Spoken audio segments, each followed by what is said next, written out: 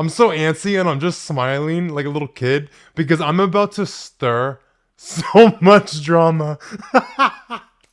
Hi friends, this week I got a bone to pick. I'm gonna talk about all the self-help advice that didn't work for me because I swear to God, it's like every little guru, every little somebody with something to say online about self-help and self-development. They all talk about the same crap and none of it works.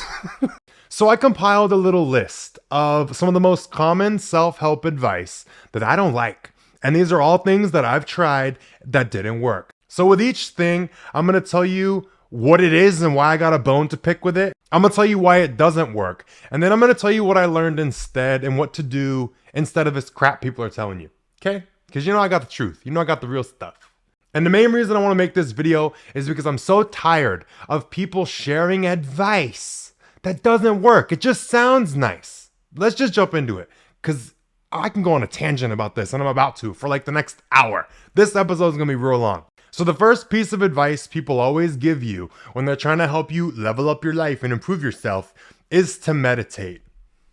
People act like if you don't meditate, you have no chance. Like your life is awful. It's going to stay awful. And the only way to save yourself is to sit down and meditate. Girl, people are really dramatic as hell. They make it seem like meditating is like the end all be all cure to all your problems. Babe, I don't meditate. I've tried meditating so many times, so many different ways, and I fall asleep every single time. But I just want to give you the peace of mind. If you can't meditate or if you can't like find a way to meditate, you're okay. Your life is not going to get worse, and your life is not bad because you don't meditate. My life is great. I've achieved a lot of things that a lot of people want, and you know what I don't do? Fucking meditate. I really just wanted to pop the stigma around that. Like meditating doesn't have to be this big thing. So I said I don't meditate. I don't meditate like the typical like example of it, how everybody just like sits down and like brings their attention to their breath and just sits there. Girl, no, I don't do that. The first thing that will set you free is giving up on meditating, having to look a certain way. Don't force yourself to like make it a chore and make it like I have to sit down and I have to do it like this. And you're just going to freak yourself out and piss yourself off. It's going to turn into a task that you just have to do. These people that have achieved this like state of meditating that they pretend is all this and that. I've met a lot of these people in real life. A lot of them don't really meditate. Oh, I'm going to get in trouble for this episode. But people sell you on this like dream that meditation is like this end all be all thing. No, the typical like meditating thing I don't do. The ways that I do meditate. The first one is all day long. Like all day long, periodically, I will check in with my body. So whenever I remember to kind of like check in on my body, you know how like a lot of the times you're tense and like your body is like tight? I check in on my body and kind of like notice where the tension is. I hold a lot of tension in my eyebrows. Like I will just be sitting here doing nothing like this, like just looking pissed off. Like, and I have to catch myself like throughout the day because I don't want wrinkles. But also it's like a meditative practice that I've kind of incorporated is like going through my body and relaxing the tension that I feel. So like my eyebrows, I'll like relax them. If my arms are tight or anything is tight on me, I'll just kind of like relax it and I'll like breathe into my body for a second and like release the tension. But the biggest thing, oh my God, this is going to sound so weird, but like, you know how like you're just like sitting there or you're standing somewhere and like your asshole's tight? I literally just bring my attention to where there is tension in my body. So like the biggest one is like your ass. Like, I don't know why I just like get tense. Like I'll just be standing there like making some eggs and I'm just like, my body is so tense, and I'll go through and kind of like notice where the tension is and then just like, and like calm it for a second. Because when you tense up, you restrict the flow of energy through you. I don't want to get too spiritual about it because these little meditation frou-frous be doing that too much. But that's my first kind of like meditative practice, is just relieving the tension in my body when I remember to. And the next form of meditation that I do is when I go to bed. Like when I'm laying in bed, it's a tactic to help you fall asleep too. But I will like do a body scan from the top of my head to the bottom of my toes. And as I'm like scanning down my body, I just imagine like a bar going down my body. And as it passes each thing, I will just purposely relax it. So like my forehead, my jaw, like you know how like when you're like going to sleep and you're like, you might be tight in your jaw. Like I do this. This is how it looks stupid, but who's watching you when you're sleeping? Weirdo. Like I'll relax the tension. I'll do this. Like this is usual. And I'm like, I look stupid. But like I just relax the tension in my jaw. And as you go down your body and relieve the tension, it's kind of like a check-in. And you're noticing what's going on in your body. You can notice your breath. A lot of people will like go back to their breath. That's something that I do sometimes during the day.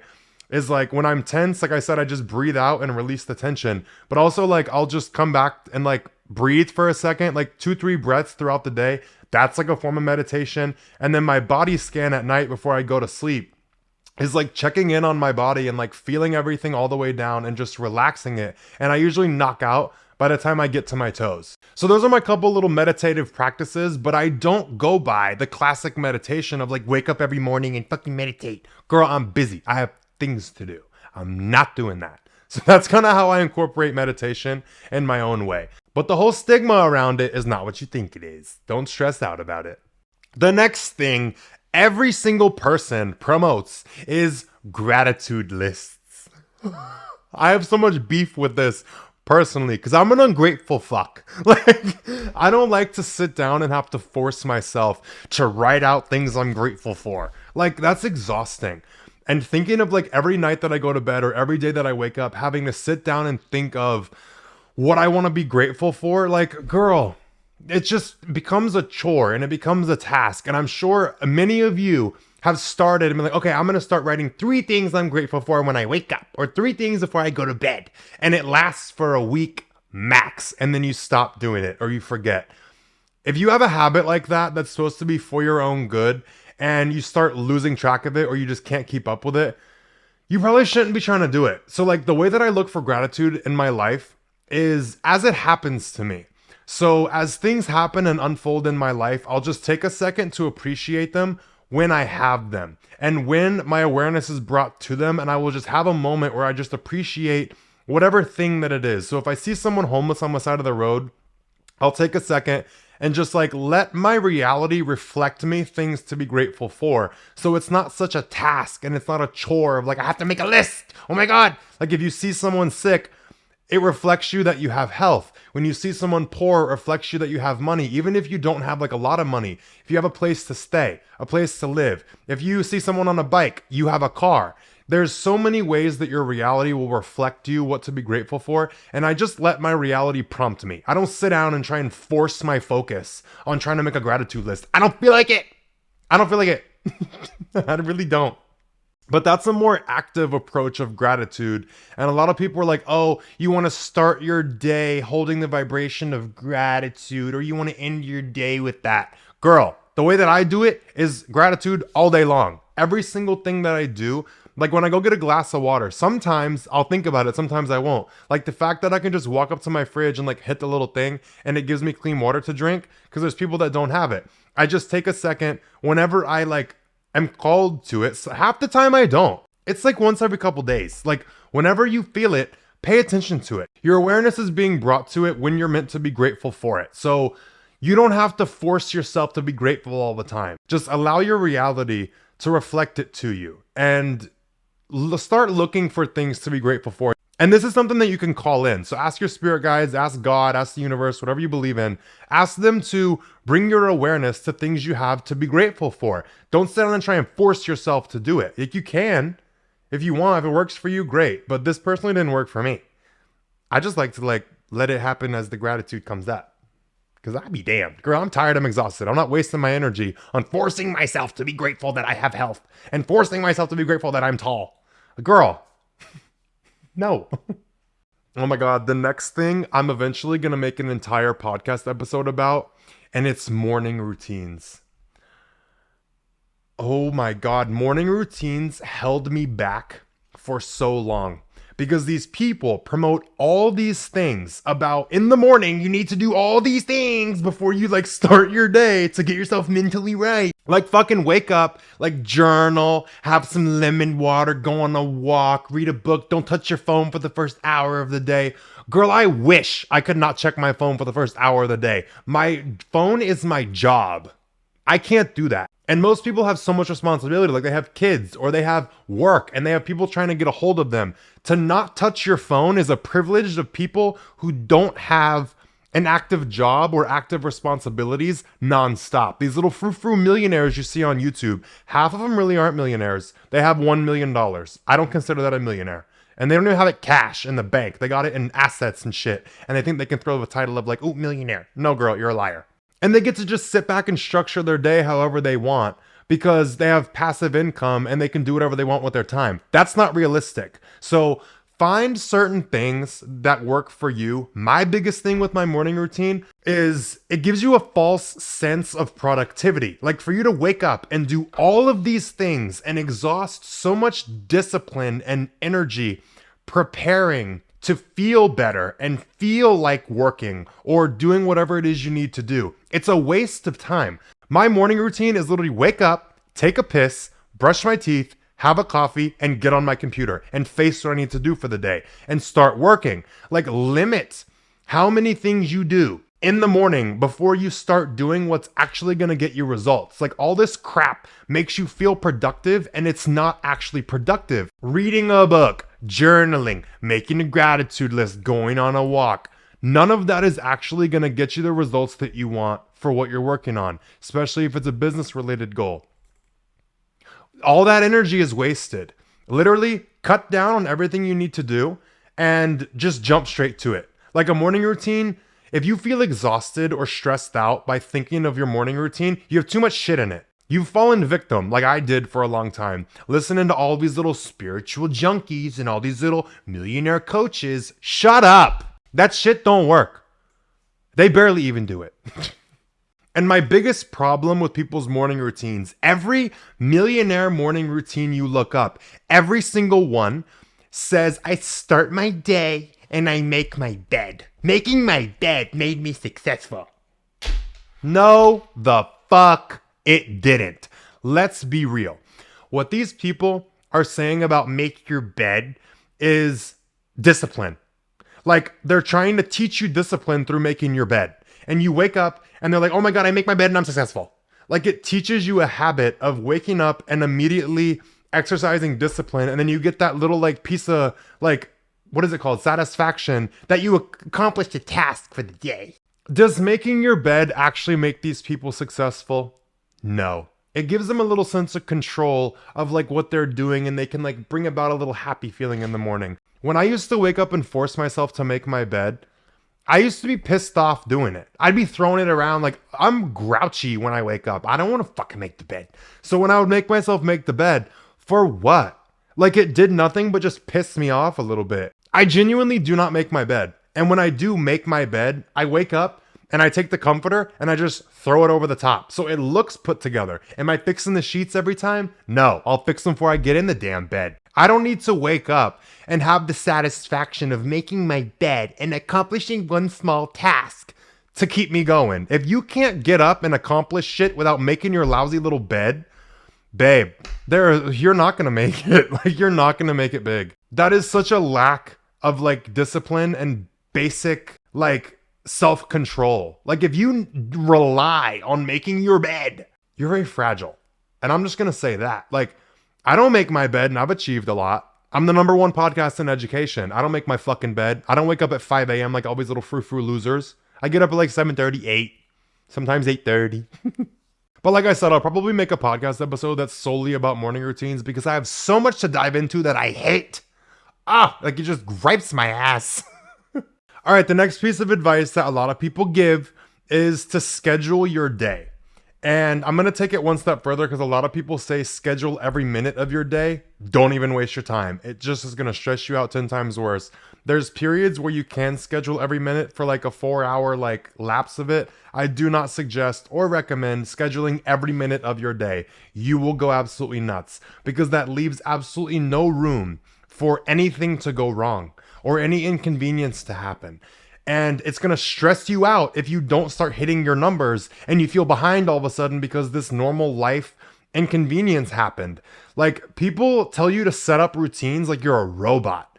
That's not realistic and it's damaging as hell. And it's going to make you a lot less productive because like I said, things don't always go right. They don't always go as planned. And you're going to constantly be having to play catch up with this anxiety and this like, oh my God, feeling behind. You're not going to be able to perform efficiently on what you're trying to do at the scheduled times.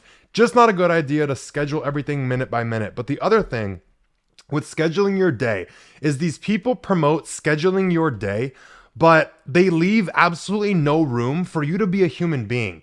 And they suggest schedules for your day and your business and your goals and everything you're working on that only work if you're isolated. Like these people promote the most isolating shit. And when you're working toward a goal, if you have to literally like flip your entire life, cut everyone off, not see anyone, not do anything but like work, that's not sustainable and it's not realistic. Like when I'm on very strict meal plans, I can't go out to eat. And that inhibits my ability to go out to eat with my friends or see my friends because everything's centered around eating. But I do have ways of like bringing a protein bar or like eating a meal before I go and just drinking water and getting a salad or something. Like you can make it work, but these people literally promote scheduling your life in a way that is void of all other humans. Like the only way to work and be successful, according to these people's terms who promote this self-help crap online, is to be isolated.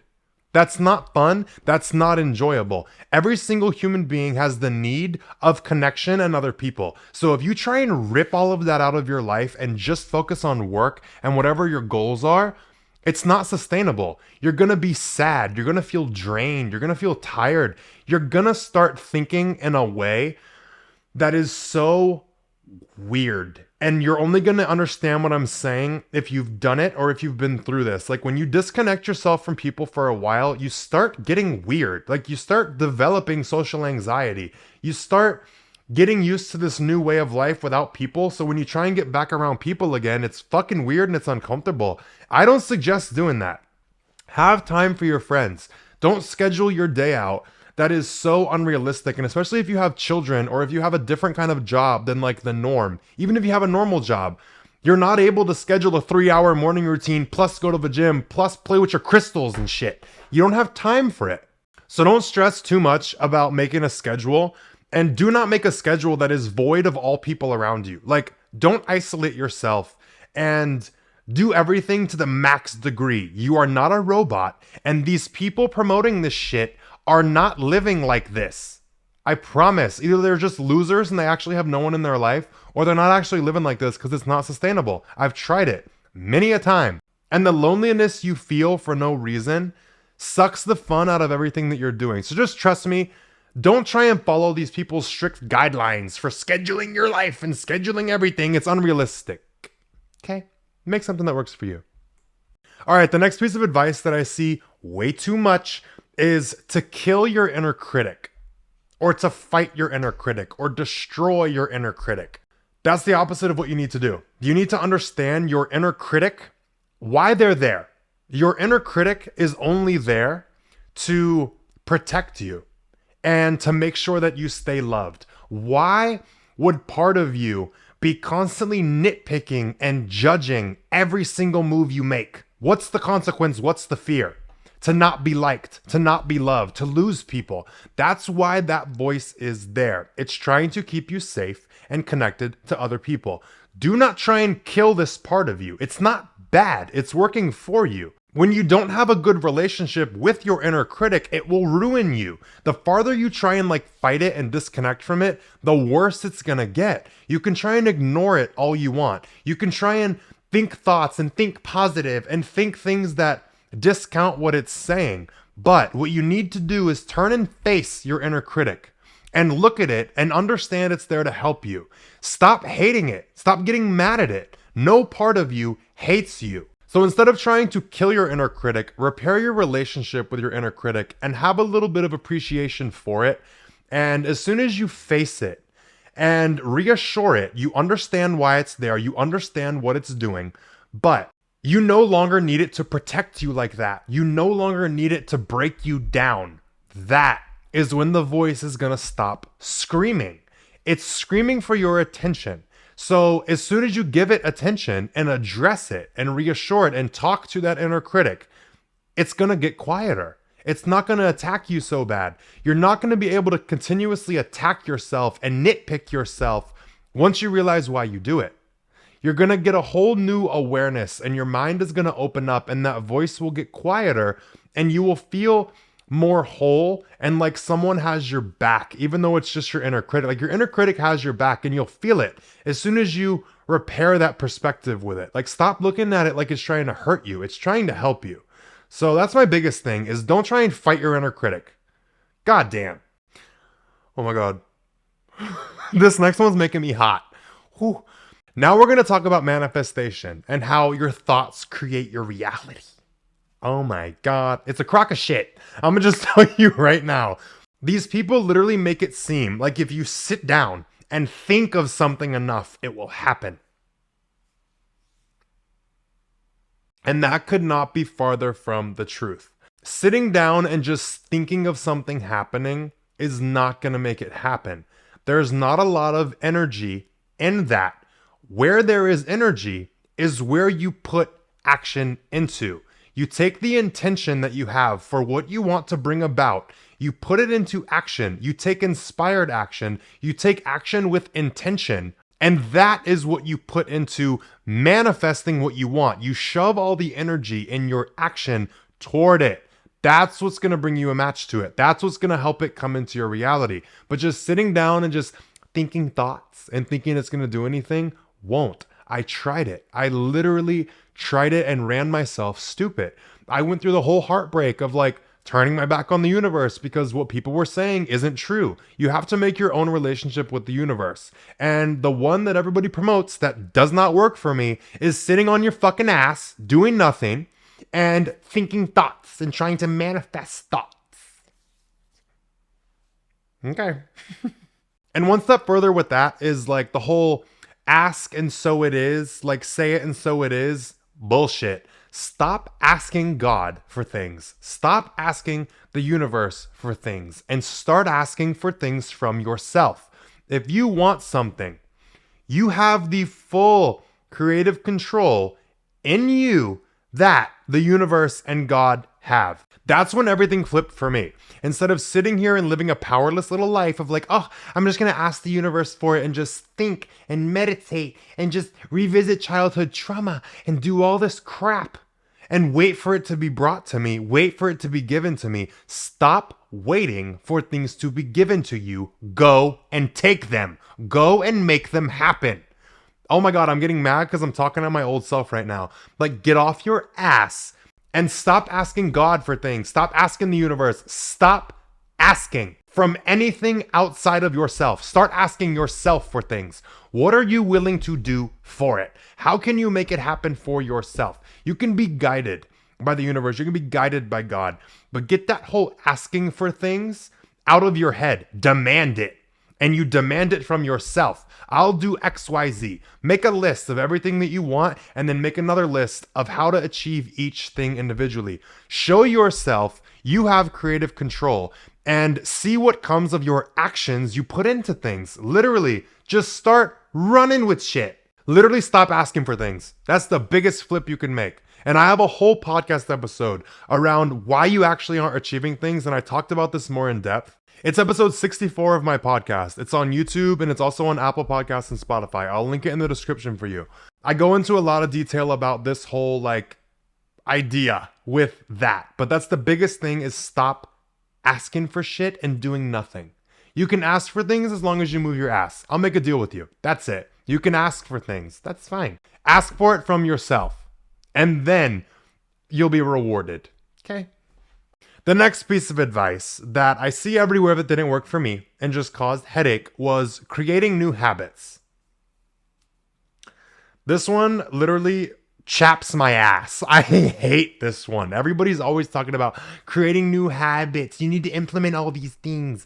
Girl, before you start implementing new habits, to make it way easier for you, what worked for me was looking at my life and not looking for new things to add in, but looking for things I needed to take out or stop doing. Instead of trying to implement all this new shit, look at your life and look at, okay, what would get better if I stopped doing this? If I took this out of my life, what would get better? Before you start trying to add on new things, clean up what you already got. You will achieve so much and notice so much improvement by just stopping certain things. It's not so much about what you need to start doing, it's about what you need to stop doing. And then the new habits will just fall in line. You'll understand what it is that you need to do. But to sit down and force yourself to write out this whole list of all these new habits you want and all these new things you're gonna do, for what, girl? That's just gonna make things 10 times worse. And you're probably gonna be doing things that contradict what you're already doing. Like if you implement this new habit, but you still have all of these old bad habits, you need to stop those first. You don't have to habit replace and switch. Just stop doing certain shit or remove certain things from your life. Then you can add new stuff in. But step one is not just adding new crap on top. It's gonna make you more stressed out. All right, the next thing people are probably not gonna agree with, but the piece of advice that didn't help me was to cut out all partying and going out and drinking. Like everyone promotes, cut all that out. Don't do that, it's bad. Ah! Like they want you to like cut all this out to make your perfect little like robot life.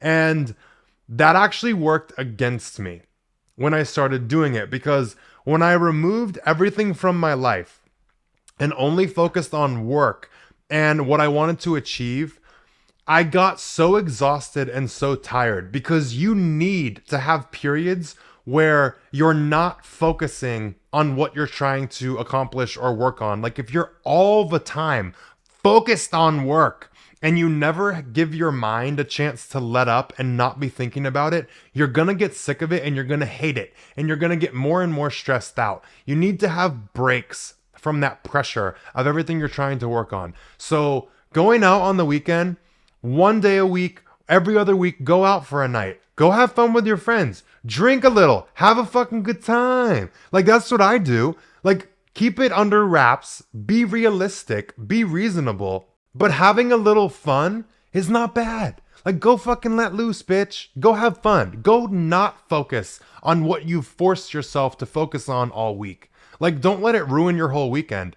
I don't treat weekends like they're a weekend. I work even through the weekends, but when I go out on a Friday night, I go have fun. I get to relax. I get to finally like get all this pressure off of me of social media and my podcasts and all the shit that I'm working on. Like I just get to not think about it for a night and just have fun and be present with my friends and not have to think about shit work related. You need those times of breaking free from it. And a lot of people can't party or enjoy themselves without taking it too far. So I can do a podcast episode about how to like control yourself for people that don't have that with partying and going out and like having fun. If you want that episode, just comment down below and I'll like put it in my queue to make it. But that's a big thing for me. And I party every weekend or every other weekend, depends how busy I am, because you need that period, or I need that period. Let me not speak it over you. I need that period where I'm not forcing my focus constantly, because that's when you get sick of things and you get tired. So incorporating a little partying here and there keeps it fun. I like it. And one more thing with that is all these little millionaires online talk about how partying is awful and it's bad and it's holding you back and it's going to make you not successful. What do all of these people, as soon as they reach success, do? Party nonstop. How are you still building your business and expanding and doing more? And every weekend you bought a whole new section, you got all these bottles. They're not even following their own advice. Don't listen to it. You're allowed to party here and there, and don't feel bad for it. Don't go stupid and be spending money you don't have and buying sections. I have money and I still don't buy sections. That's stupid. I do not buy sections. If you see me posting at a section, it was free. That's a perk of social media. It's like I get free sections and shit. But there is a way to have a balance. So I can make the video about having the balance of partying and achieving shit. But just let me know in the comments if you want that. The next piece of advice is something that pisses me off. And it's something that I've had to learn from my own experience. And always people talk about you have to envision your life and think about and imagine and feel what it's like to have the life that you want. And if you don't visualize it, it's not going to happen. It's bullshit, because there are so many big, huge things that have happened to me and in my life that I never once thought of, or I never once sat down and like dreamt out in my mind. So much of my life I haven't thought of or saw coming.